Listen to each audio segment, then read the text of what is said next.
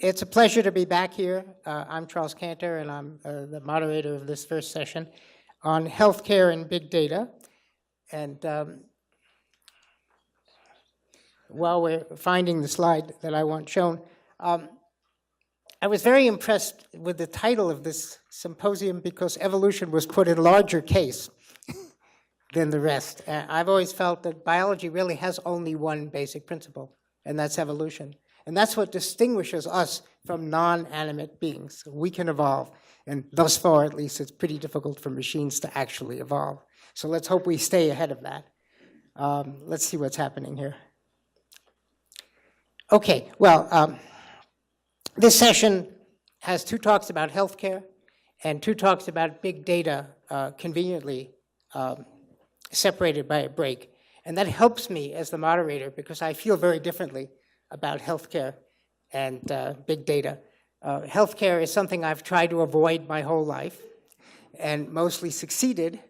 And big data is something I've been drowning in for the last 10 years. And I'm very skeptical, actually, that big data is the solution to the world's problems. But since the first half of this is about healthcare, let me give you just a personal story about healthcare.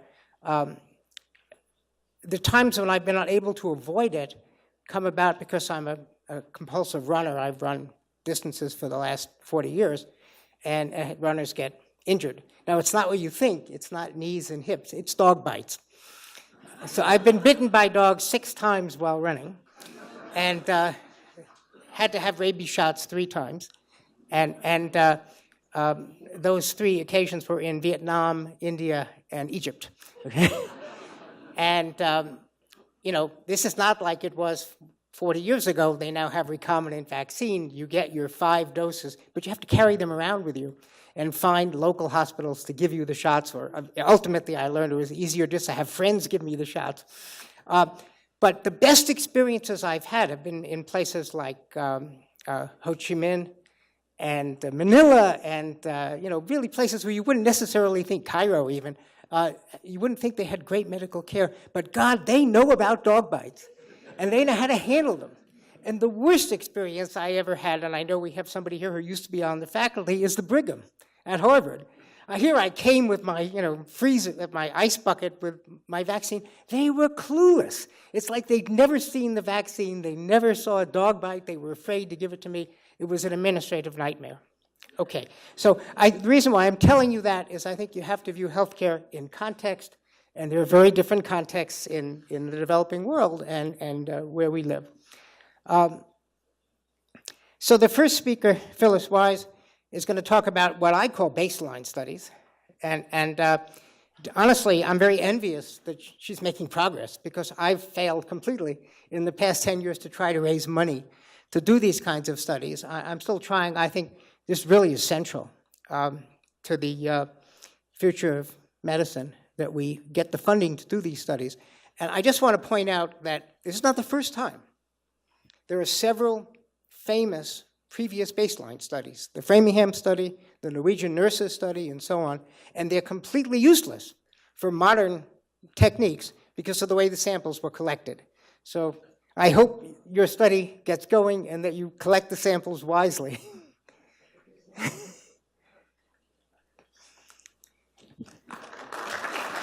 Oh, you got it.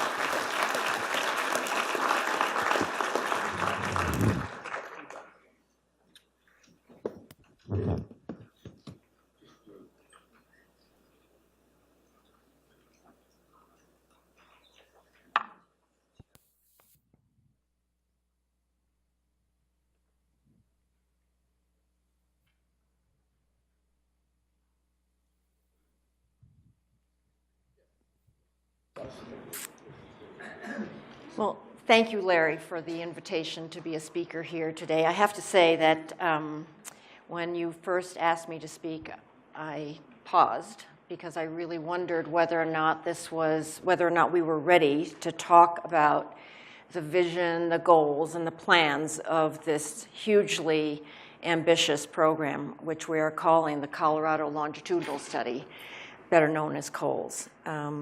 But when I thought about it more, I really think this is the perfect time, and you are the perfect audience to let me speak about this. This is my maiden voyage, because we are still at the initial stages of this plan, and it's the time when advice and support and recommendations are most important from a group of people like you, experts in a broad spectrum of disciplines that are woven loosely or tightly together by an interest in health, all Larry's friends or soon to become Larry's friends. So let me start with an analogy that was drawn for us by Karen McNeil Miller, who is the CEO of the Colorado Health Foundation.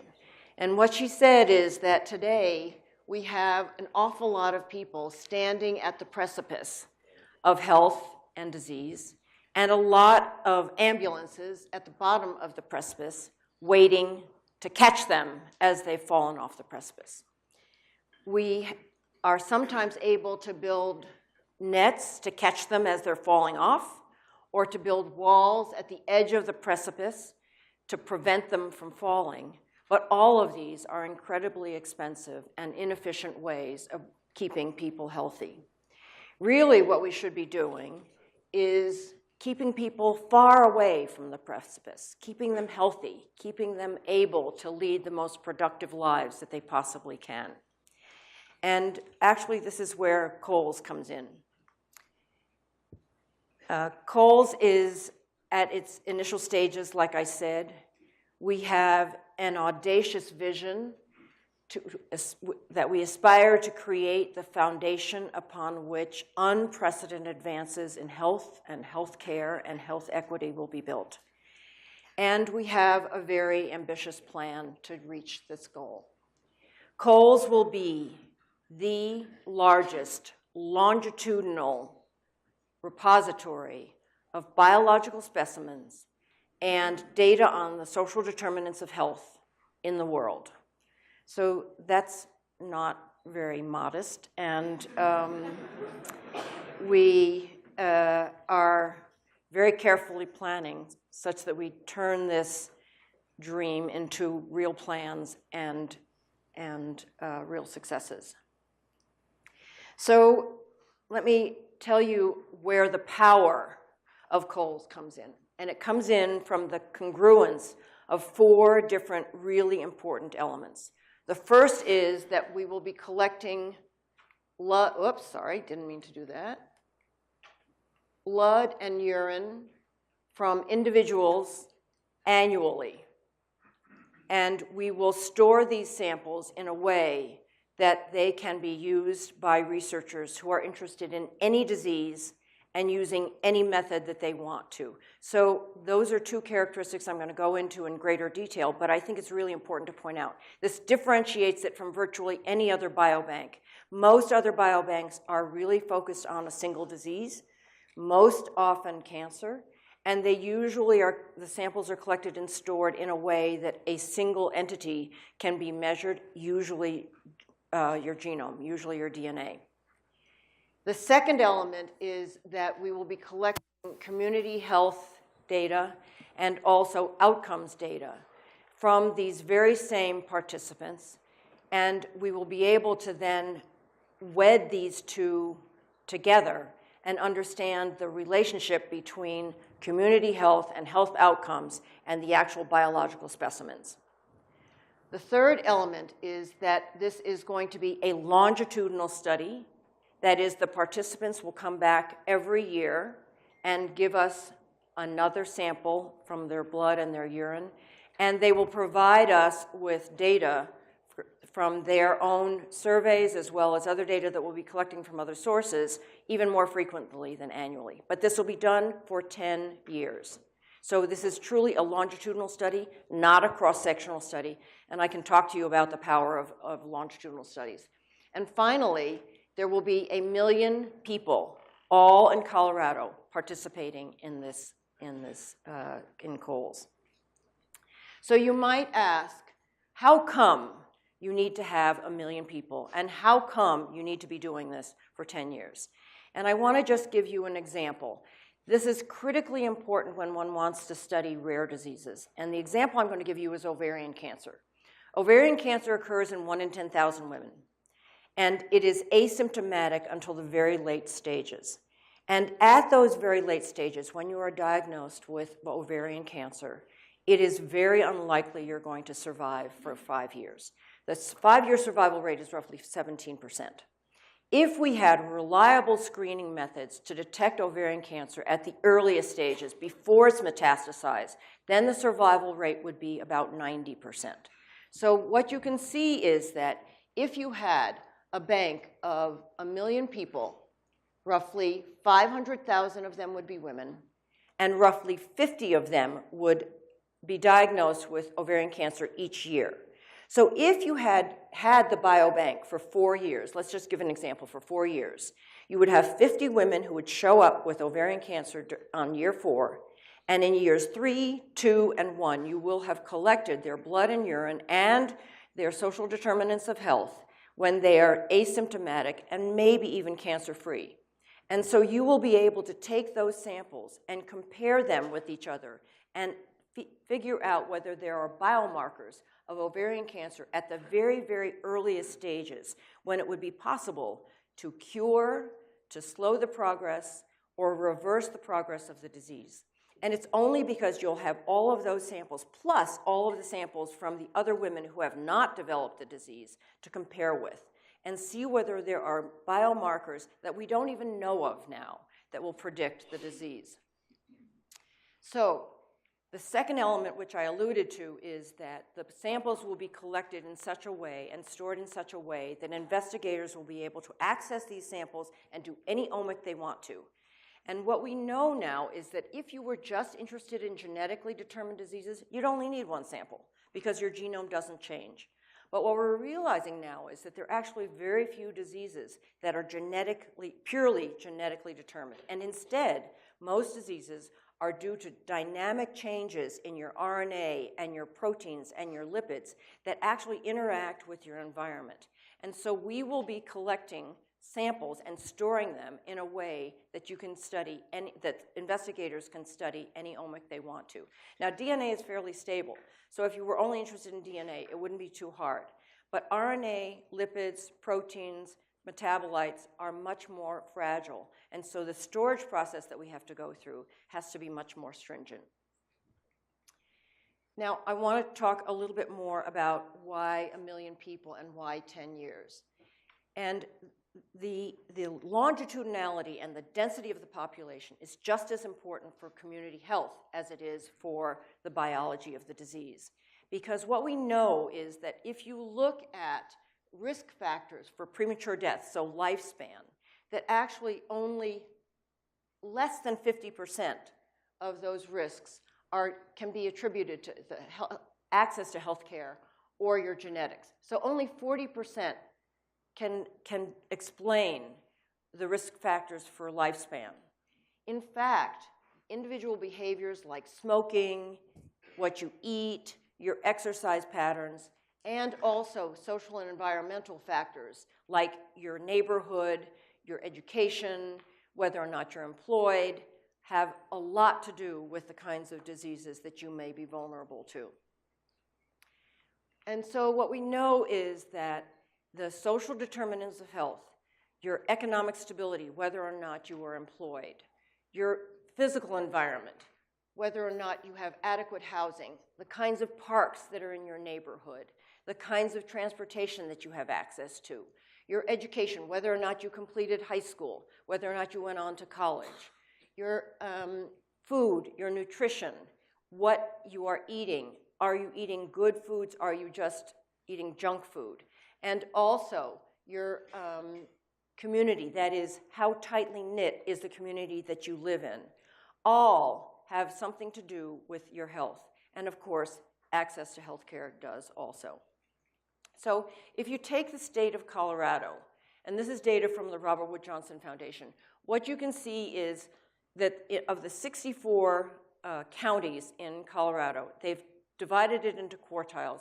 The lightest colors are the ones that have better health that is measured by behavior, access to health care, your neighborhoods, et cetera. If you look at the counties, that there are some that are much better off than others, and they've divided this into quartiles. There were a few that didn't report, and so there's 1 to 58 instead of 1 to 64. What you can see is that there are real discrepancies between counties that are right next to each other. If you look at Boulder County and you look at Adams County, there are great discrepancies in this. And so you might say to me, well, Colorado is basically healthy. We're considered the 7th healthiest state in the nation. So maybe there's really no difference between the first quartile and the 4th quartile. But when you look at this really carefully and you look deeper into the data, what you can see is that if you just take obesity as an example of one of the measures, in Boulder County, 13% of the people in Boulder County have a BMI of over 30. In Adams County, right next door, only divided by Broomfield, virtually right next door, 26% of the people have BMIs of over 30. So there are real discrepancies, even within a relatively healthy state. And because we are going to have 1 million people all within the state of Colorado, we're going to be able to really study community health at a level of resolution that is not possible if you have people spread out all over the country, a million people spread out all over the country, or even multiple countries, as there are in some of the European biobanks. Now, because of the density and the length of time we're studying this, not only can we study this at the county level, but we can also study this at the neighborhood level. And so this is data from, again, from the Robert Johnson Foundation, showing lifespan in Globeville. Average lifespan is 73 years, and just about 6 miles away in Washington Park, it's 84 years. So just in 6 miles, in that distance, the average lifespan, which of course correlates with health, is 11 years different. And so because of the fact that we're going to have 1 million people all in Colorado, we're going to be able to study neighborhood community health at a level of resolution that would not be possible otherwise. So, what is the reason for choosing Colorado, you would say? Colorado is already a pretty healthy state. Why would you do that? And there are several reasons. I think this is an optimal place to start. And I hope that actually this study will be a model for other states to do similar kinds of things. There is no other state in the nation that has taken on a task like this. But Colorado has roughly 5.6 million people. It is one of the fastest growing states in the nation. In 2015, it was the 2nd highest, and in 2016, it was the 7th highest. There are roughly 10,000 people moving in every month. I'm one of them this month.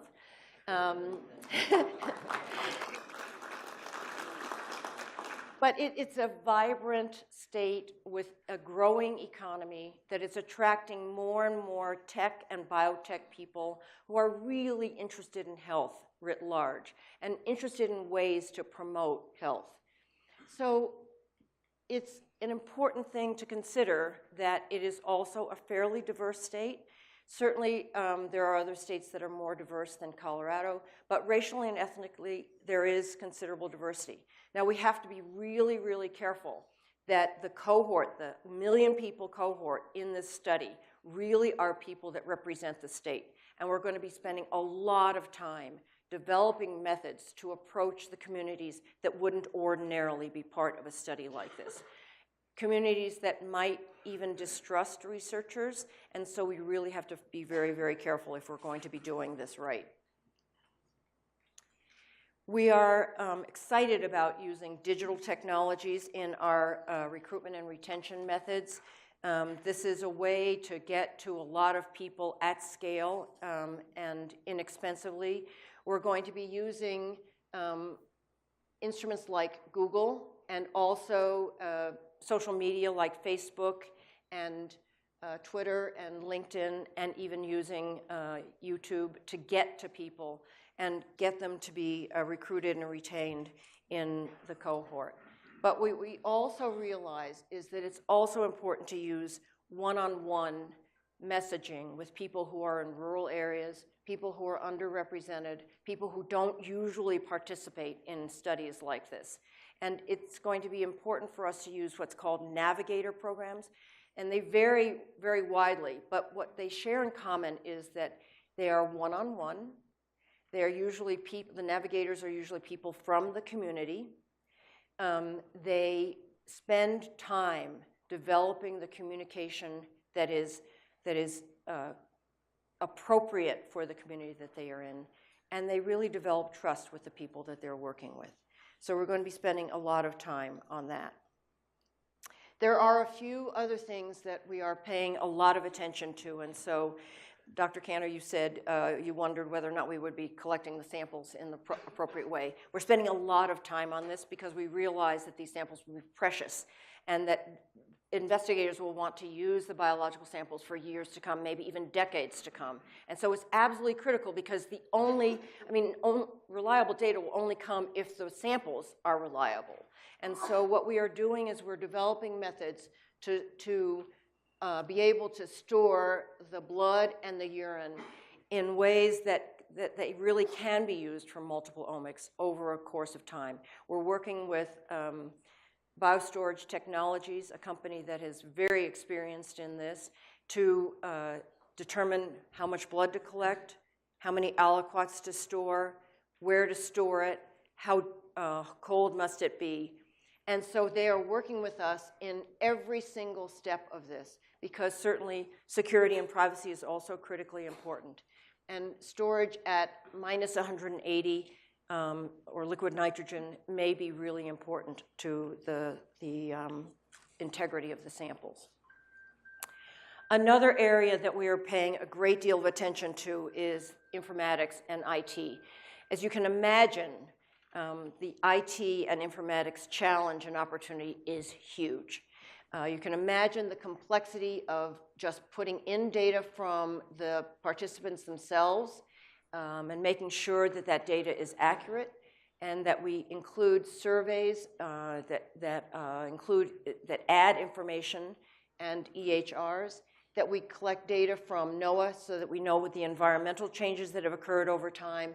We collect data on insurance claims from CIVIC, the Center for Increased Value in Healthcare, and also public health data from agencies that are specific to Colorado.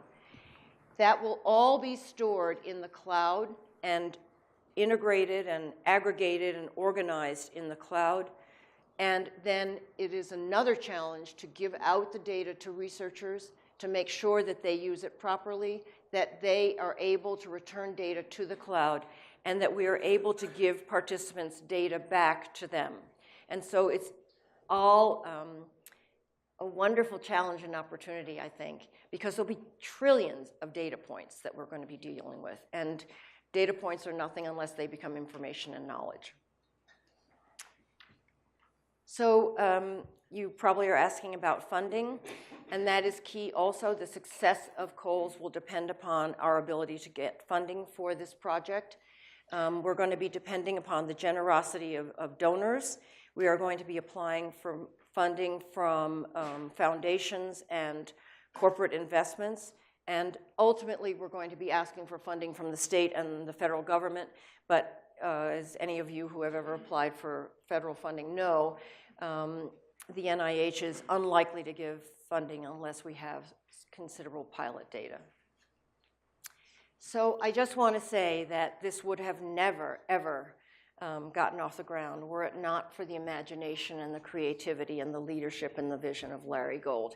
I mean, he has been thinking about this for a long time. The concrete planning for this started just a few years ago.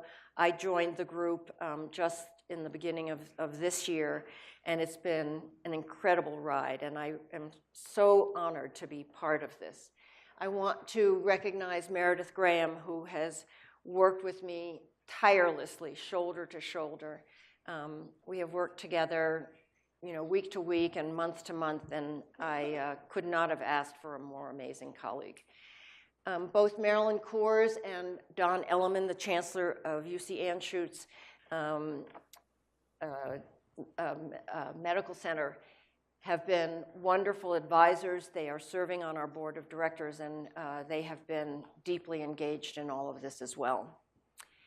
So whenever I think about this, from the very moment that Larry asked me to join, I think I'm so reminded of the saying that the wonderful Chicago architect said, "Make no small plans. They have no magic to stir men's blood." And I think if he lived today, he probably would have said people's blood.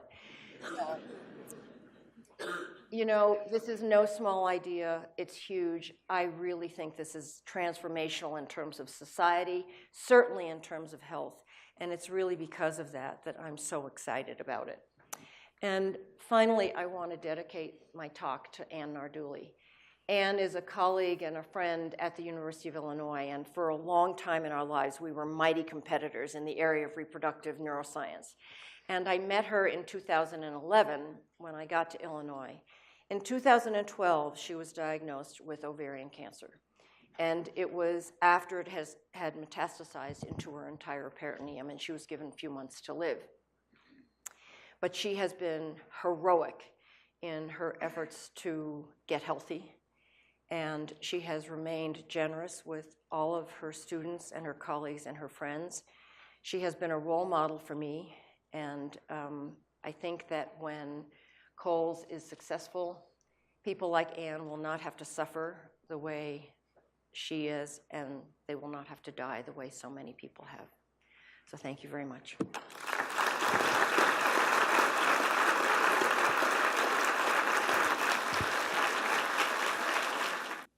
Any questions? There's one up there. Where? Yeah, I was curious, is there going to be kind of an initial screening and creation of an overall data set? Or will people, if you want to use the data set, you'll go in and sort of retroactively identify the 50 people that were diagnosed and pair them with 50? So we will, first let me say that we're going to start out with a pilot study to make sure that we know everything is in order. The storage and the IT and everything else. And that will start in 2019 with a group of 10,000 people. Your question, I think, is whether or not the data will be put in and how it will be organized once it's in the cloud. Am I right? Did I understand you correctly? I was curious whether it's being generated proactively or retroactively or... Ian, let's give you the microphone. We want to be able, this is being recorded, and we want to make sure that all the questions are recorded as well. So we're going to wait for Adam to come to folks with mics. Thank you. So obviously, most of the people who enter the cohort will be healthy when they enter. And some of them will remain healthy the whole time. It will be when you can see whether or not they have developed disease. I use ovarian cancer, but as I said, this is disease agnostic. So if they develop heart disease or they develop diabetes, one will be able to track back with those samples and see whether or not there are biomarkers that distinguish that person who has gotten ill from people who are not ill. Does that help?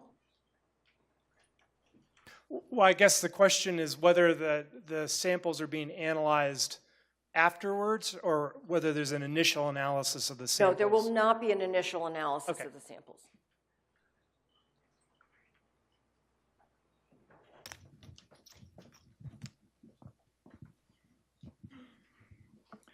Quick question. Will you be able to collect other data? So in some instances, if you're collecting data from people in a hospital setting, you might be able to get a lot more from them other than just blood and a urine sample, right? You can get CT scans and MRIs and various kinds of other screens, EEGs and all of that. Will you build a database such that it can allow for scalability? So if you're lucky and you get a lot of data for a certain small cohort, you get that as well? Well, we hope to get that kind of data from the whole cohort. So as I want to emphasize, we will be collecting not only the urine and the blood, but also the electronic health records, the data that you just mentioned from insurance claims, and so all of that will be put into the cloud and associated with that person. But it'll be all be anonymized so that any researcher who accesses that data will not necessarily know the individual. However, what's really interesting also is that we intend to be the honest broker. And that is to say that if participants want to be involved with clinical trials, we will be able to be the confidential link between the participant and the clinical trial investigator. Hi, Phyllis. This is very exciting, this project. I've got 2 questions for you. Can you include a narrative part where each person says in narration what they think they're doing to help their health the most and what they're thinking they're doing that hurts their health the most? So it's not a data point, but instead it's a narrative point. Yes. And I've got one more question. Yeah. Just good. Yes is good. The other question is, will you have the people who come to analyze the data be doing it for profit, or will there be a nonprofit side so that if people want to explore a certain part of the data set, they can either help to pay for it or have some way they can do it if they can't pay for it? Yes, so can I expand on my yes answer? Yes, we will be developing surveys, and we will be administering to those people who are participating, and they will be able to give a narrative. And so all of the aspects of the social determinants of health, from whether or not you're working or you aren't working this year but are working next year, whether or not you've moved in your community to someplace else, whether or not you've gotten more education, how you felt about your health behaviors and what you're doing about it, all of that will be recorded and put into the cloud associated with your name. Okay? So yes, there will be a narrative part of it. In terms of accessibility, what we are planning on doing is making this data, both the community health data and the biological health data, accessible to any qualified researcher who applies for it. Now we're thinking about, and this is something that we might want to get input from any one of you, in terms of what is the pricing structure of this. So if a person is working, if a researcher is working at a nonprofit or an academic institution, which is a nonprofit, then the price structure may be different than when someone from the corporate world or the biotech world asks for the data. We also might price it differently if they are willing to give their data back into the commons so that the commons becomes richer, so that the next investigator who accesses the samples actually is aware of what has already been done. We have so many questions. Okay. Hi, Phyllis. Really enjoyed your presentation. You made a point outlining that the study will have representation that is analogous to the demographics of the state of Colorado. Yes. And I do not know how the demographics of Colorado compares to the rest of the U.S. Right. You could make a case, if there is a bias needed, of making it representative of the United States demographics, which allows you to also get broader support from other states, and funding could come in more easily as you state, we're going to be representative. Right. So that's a very, very good question. All of these questions have been great. You know, I'll give you just an example. The African American community is about 4% in Colorado. They tend to be underrepresented in most studies anyway. And in the United States, they are about 15%, if I have my numbers right. It would be, I think, I wouldn't say impossible, but incredibly difficult to try and get 15% of the million to be African Americans. But I have to say, I think there are 2 different ways of thinking of this, and we think of it as, this is the Colorado study. This is the study that will help us to understand community health in Colorado.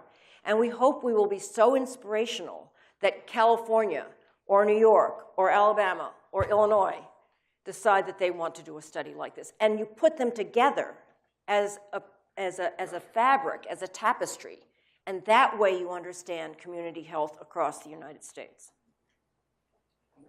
Sure. I'm Elio Reboli, Imperial College London. Thanks, Phyllis. This is clearly very, very important and exciting projects. I have a couple of comments. The first one is that to situate course in the right time and space dimension, we should acknowledge that since the Framingham study, there has been a gigantic development of population cohort with biobanks. We are not left with the Framinghams. In the meantime, there have been dozens of studies done around the world. I set up 20 years ago the EPIC study, European Prospective Investigation. We collected data on 500,000 people, biological samples on 420,000. We've been following them up for 20 years, not on one disease and not on one molecule. There is the UK Biobank, which collected data on 500,000 people, and the baseline measurement were much more advanced than whatever is being planned here with the course. You know, there is a MRI on 100,000 people. There is a physical measurement of physical activity on 100,000 people. So I'm saying that the field of prospective core study with biobanks has evolved enormously. So what is new in calls? Well, first the size. Nobody ever attempted 1 million in one place, because we have 500,000 in 10 countries. The intensity, to have blood samples repeated. This is essential for science. All our prospective core study are limited by the fact that we have baseline sample full stop. And so we cannot see what happens to biomarkers. As lifestyle changes, people get older, how things evolve. So this is unique. The last point, the other point is the link to the health services. If you really succeed, if we really succeed, because I'm part of the story, to link the course to the electronic medical records, then we do something which has never been done ever in the world. And then we'll have the level of intensity in understanding health and disease that will be unique. So, Elio, I apologize if I diminished the importance of your work and the work of other biobanks in setting the stage for what we would do. We would have never, ever tried to do this were it not for the kind of work that you've already done. And so, thank you. And Elio is one of our advisors, and so he's already advised us, and we hope that you will continue to do that and make us smarter. Okay, I'm going to ask the last question. I'll take that prerogative, and it's a hard question. So to me, the crux of the problem is who will decide how much of a sample somebody can analyze and when they can analyze. And to drive this home, in the example that you're interested in, that you gave us, ovarian cancer early detection, chances are you're going to have to use the entire sample to see the few molecules that you learn from the later sample are informative. So it's going to take tremendous judgment and difficult decisions, sample by sample, to decide this is going to be incredibly valuable, but not if people touch them too soon. And a lot of the previous studies made the mistake that they touched the samples too soon, and there's not enough left to do anything with. So how are you going to adjudicate this problem? Right? So fortunately, I'm not going to do that. We are planning on having a scientific advisory board who are going to help us to decide on. Yeah, okay. You've just been invited to be on it. I shouldn't have asked the question. Right? No, seriously, this is a really, really important question because this is a very precious resource.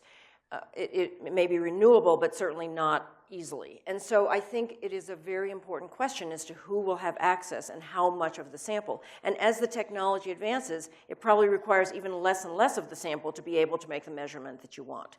So how many aliquots do you make in the beginning? Because freezing and thawing is not good for the sample. So these are all questions that we're dealing with. It's very tough. Thank you. It was a great talk. Right?